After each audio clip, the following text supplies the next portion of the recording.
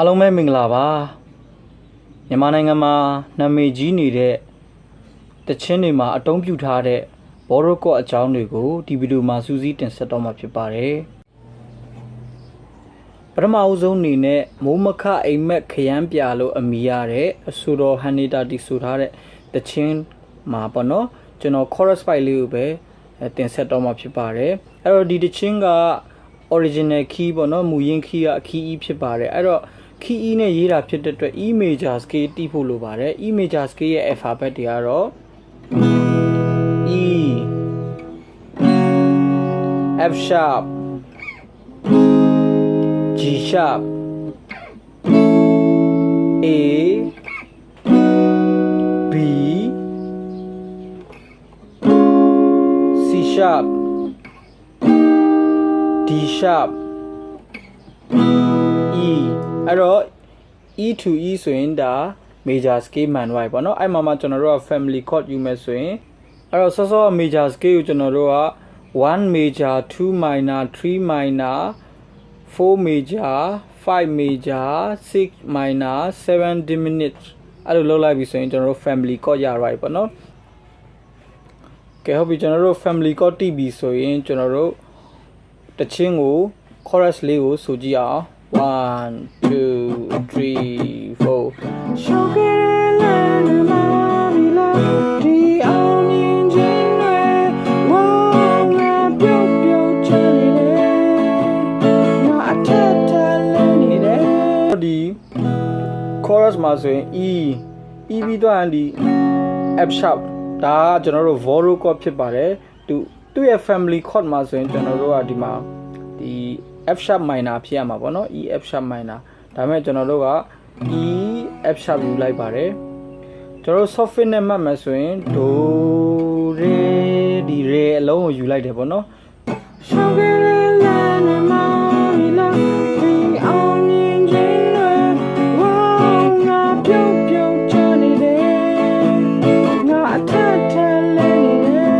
ဒီမှာကျွန်တော်တို့ဒီ fa လာပြီးတော့ငါထက်ထက်လဲနေတယ်ဒါဆိုရင် fa minor ပေါ့နော်ဒီ fa ကို fa မြူပဲနဲ့ fa ပေါ့နော်ဒီ minor တန်ယူလိုက်တယ်ပေါ့နော်သူကအဲ့ဒါ borrow chord ဖြစ်ပါတယ်အဲ့ဒါလေးကိုကျွန်တော်တို့ကဒီ E F sharp A A minor ဒီ၄ chord လေးကိုကျွန်တော်တို့ repeat အနေနဲ့၃ချိန်လောက်တီးလိုက်မယ်ဆိုရင်ဒါဒီတခြင်းပြီးသွားပြီပေါ့နော်ဒါဆိုရင်ကျွန်တော်တို့ဒီတခြင်းကတခု E ဆိုရင်ဟန်နေတာဆိုတဲ့ key ကိုကျွန်တော်မဆိုနိုင်ဘူးပေါ့နော်မဆိုနိုင်ဘူးဆိုရင် E ကိုတပါးလျှော့မယ်ဆိုရင် E flat ပေါ့နော်E flat နဲ့ရှောက်ခဲ့တယ်ဒါလည်းကျွန်တော်တိတ်မអော်နိုင်သေးဘူးပေါ့နော်ဒါပေမဲ့ chord တော့မယ်နော်ရှောက်ခဲ့တယ်ဒီအောင်မြင်ခြင်းတွေငါပြုတ်ပြုတ်ချင်တယ်အထက်ထက်လေးဒါလည်းပဲပြန်ကြော့မယ်နော်သူကအဲ့လိုကျွန်တော်တို့ကကိုမနိုင်တဲ့ key ဖြစ်တာဖြစ်တဲ့အတွက်ပြန်ဆင်းမယ်ပေါ့နော်ဒီကျွန်တော်တို့ဒီခု E ကနေ E flat ဆင်းလာတယ် E flat လည်းမနိုင်သေးဘူးဖြစ်တဲ့အတွက်ဒီမှာ D ကိုပြန်ဆင်းမယ်ပေါ့နော်ရှောက်ခဲတာတော့မြင့်နေရှောက်ခဲလာလာလာဒီအောင်မြင်ခြင်းတွေဟောလာပြုတ်ပြုတ်ချင်တယ်ငါထက်ထက်လေးနေတယ်လေလားအဲ့တော့ကျွန်တော်တို့ကဒီ E G minor ပဲဖြစ်သွားတာပေါ့နော်အဲ့လိုဆင်းလာခဲ့တယ်ပေါ့နော်အဲ့လိုမျိုးကိုကမနိုင်ဘူးဆိုပြန် short ပေါ့နော်တခု D နဲ့မနိုင်ဘူးဆိုတော့နောက်တစ်ပါးလောက်ထပ်ဆင်းမယ်2နဲ့ကတ်ရဲ့ C sharp ပေါ့နော် D flat ဖြစ်သွားမှာနော်ဒီကောင်ဖြစ်မယ်နော်ရှောင်းခဲ့တယ်အော်ပြီးတဲ့နဲ့អော်လို့ရရင်နော်ရှောင်းခဲ့တယ်လေမာဘီလာဒီအောင်မြင်ခြင်းတွေဟောလာပြုတ်ပြုတ်ချနေတယ်ငါထက်ထက်လဲနေတယ်အဲ့လိုပြန်ကြော်တော့မယ်နော်ဟုတ်ပြီကျွန်တော်တို့ထပ်ဆင်းမယ်ဆိုရင် key C ရောက်တော့မယ်နော်အဲ့တော့ဒီ key C ဟာဆိုရင် beginner ဓမ္မတွေနော်ဂီတာပဲဖြစ်ဖြစ် piano ပဲဖြစ်ဖြစ်စတီးတဲ့သူတွေအတွက် key C နဲ့စလေ့ကျင့်ကြတာများတယ်ပေါ့နော်ဘာဖြစ်လဲဆိုတော့ C မိသားစုဟာဆိုရင် sharp bass ဆိုရင်လည်းအကုန် sharp တယ် flat bass ဆိုရင်လည်းအကုန် flat တယ်ပေါ့နော်ဘာမှမ flat ဘူးဆိုရင်key C ဖြစ်ပါတယ်လို့နော် Show me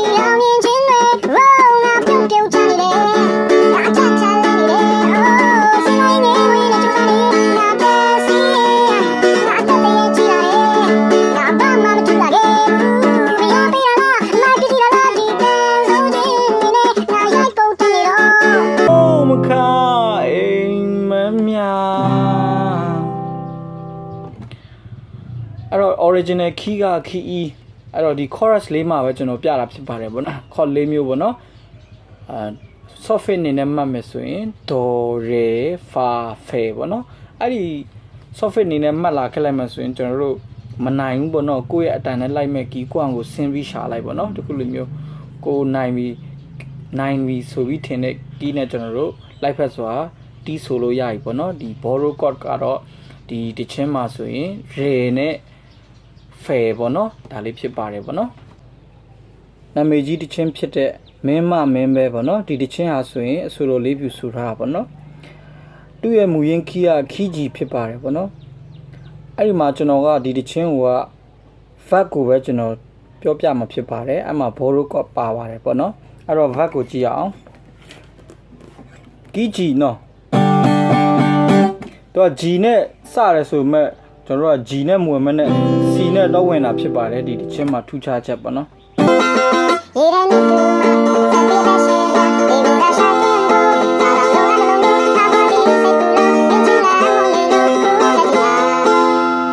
ဒီထက်မှာဆိုရင်ကျွန်တော်တို့ဒီ borrow chord ကဘယ်ကောင်ဖြစ်မလဲဆိုရင်ဒီ F လေးဖြစ်ပါတယ်ပေါ့နော်ဒီတချင်းကို key G နဲ့တီးတာဖြစ်တဲ့အတွက် G မီတာစုတီးဖို့လိုပါတယ် G မီတာစုမှာဆိုရင် G A minor B minor C D E minor F sharp dim G ဆိုပြီးတော့ G မီတာစုရှိပါတယ်အဲ့တော့သူ့ရဲ့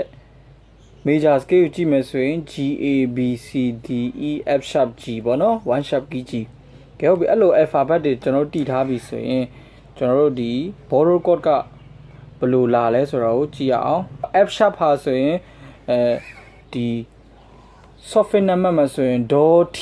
ဖြစ်နေရပေါ့နော်အဲ့ t တန်မရချင်ပဲနဲ့ကျွန်တော်တို့က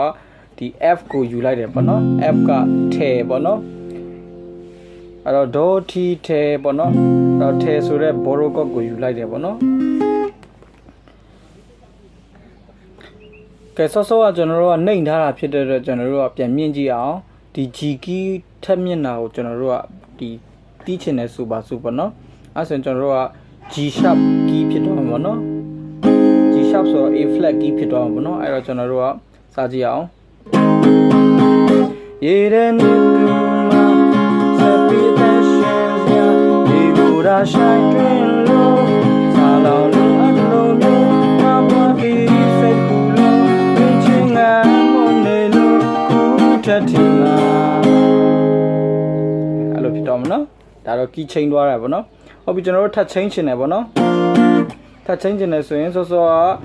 မူရင်းက G ထပ် change လိုက်တော့ G sharp change တယ်ပြန်ထပ် change ချင်တယ်ဆိုရင် A ကိုရောက်မှာပေါ့နော် A နဲ့ change ကြည့်အောင်ရေတဲ့နေတူမှာစပီတဲ့ရှင်စရာဒီကိုရာဆိုင်တွင်လို့စာလောင်လို့အလုံးမျိုးမပေါ်ဒီစိတ်ကူလို့အချင်းနာမနေလို့ထပ်ထီမှာโอเคဟုတ်ပြီထပ် change ချင်တယ်ဆိုရင်ကျွန်တော်တို့က A ကနေထပ် change မှာဖြစ်တဲ့အတွက် A sharp ပေါ့နော်ရေတဲ့နေတူမှာစပီတဲ့ရှင်စရာဒီဘူရာဆိုင်တွင်လို့စာလောင်လို့အလုံးမျိုးမပေါ်ဒီစိတ်ကူလို့ဝင်းချင်းငါမနေလို့ထပ်ထီမှာဒီခုတီးနေတဲ့ A sharp ကနေထပ် change မှာဆိုတော့ B ရောက်တော့မှာပေါ့နော်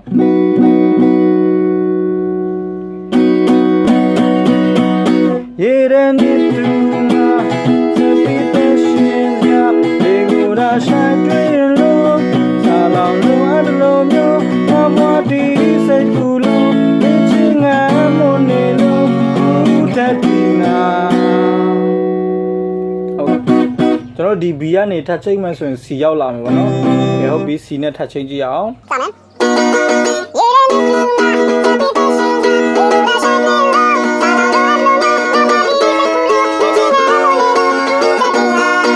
ကျွန်တော်တို့ဒီလိုမျိုး change သွားတယ်ပေါ့နော်အဲ့တော့ဒီတချင်းမှာဆိုရင် borrow chord ဟာဆိုရင်